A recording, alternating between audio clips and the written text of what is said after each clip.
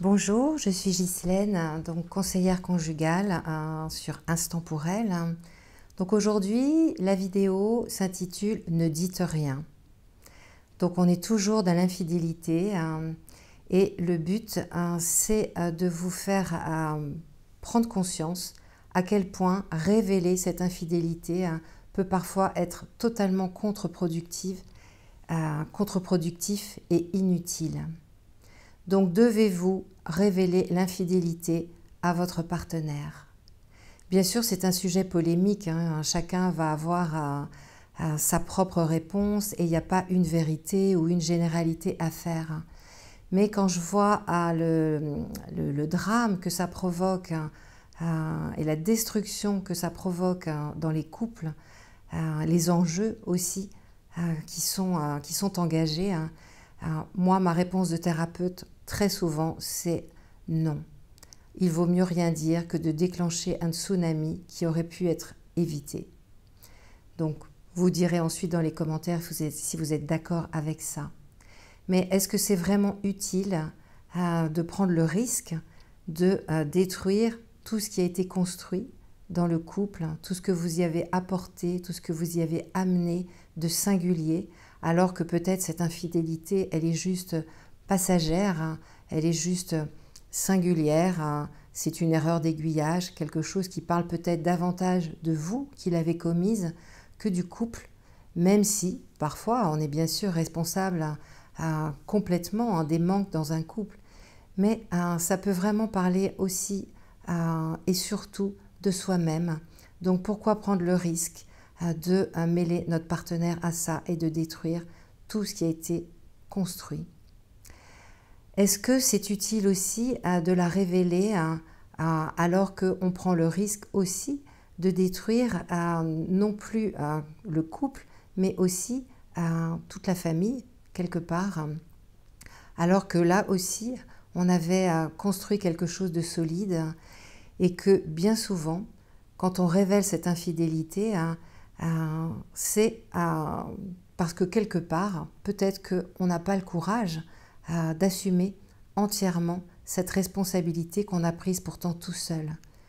Donc l'infidélité, c'est pas forcément et même très rarement la bonne façon de faire éclater un problème de couple. Donc souvent, le fait de vouloir révéler les choses, ça va participer à déculpabiliser celui qui a été infidèle, mais du coup, ça va détruire l'autre alors qu'il y est pour rien quelque part.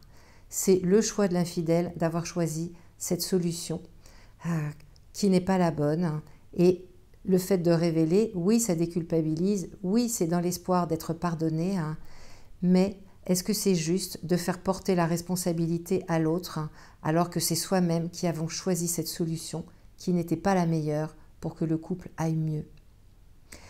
Est-ce que c'est utile aussi de prendre le risque de créer une réaction qui va être peut-être disproportionnée? Parce que la révélation, c'est toujours un choc. C'est vraiment un tsunami émotionnel où on va passer d'abord par une phase de déni, on ne va pas y croire, et puis on va aussi passer par des réactions émotionnelles complètement imprévisibles et parfois totalement disproportionnées. Donc on peut passer de la colère à la violence, à la terreur, à la dépression. Ça peut aller très vite, très loin, et on n'a pas du tout prévu ça. Ça peut même aller jusqu'à un passage à l'acte parce que ça peut réveiller des blessures anciennes qui vont être des blessures archaïques, mais qui vont provoquer effectivement un gouffre absolument énorme. Et parfois, les failles narcissiques d'estime de soi et de confiance en soi vont être tellement importantes que ça va entraîner quelque chose de beaucoup plus fort que ce qu'on aurait pu imaginer. Donc tout ça, bien sûr, ce sont des risques, et dire c'est souvent beaucoup plus destructeur que ce qu'on aurait pu imaginer. En revanche, dire va être important si... non, ne pas dire, pardon, on était sur ne pas dire, va être vraiment important si vous êtes avec un conjoint qui est violent. Si vous êtes dans cette forme de fonctionnement conjugal et que vous subissez de la violence, attention, parce que le fait d'avouer les choses, même si c'est pour vous soulager ou vous déculpabiliser ou pour vous montrer avec des remords honnêtes, là vous risquez aussi de déclencher une jalousie qui peut être disproportionnée. Ça peut générer des violences et des violences également disproportionnées et très fortes qui peuvent aller, on le sait, jusqu'à des crimes passionnels.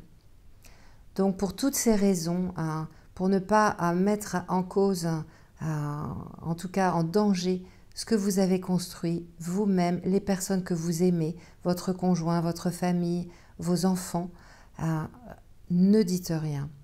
Réfléchissez bien et assumez vos propres responsabilités. Faites-vous aider si besoin, si c'est trop lourd pour vous, si vous ne savez pas comment faire, allez voir un conseiller conjugal, venez me voir.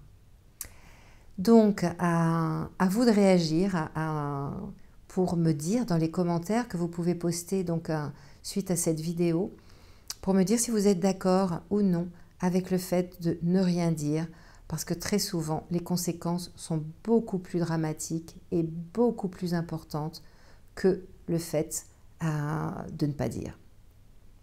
Donc, je vous invite à liker cette vidéo si elle vous a plu, à la partager. Et puis, je vous invite aussi à aller visiter mon site pour que vous ayez encore plus d'articles de fond pour que vous puissiez être aidé dans ce passage particulier et délicat de l'infidélité. Dans la vidéo prochaine, qui sera aussi à la suite de celle-ci, on ira encore plus loin.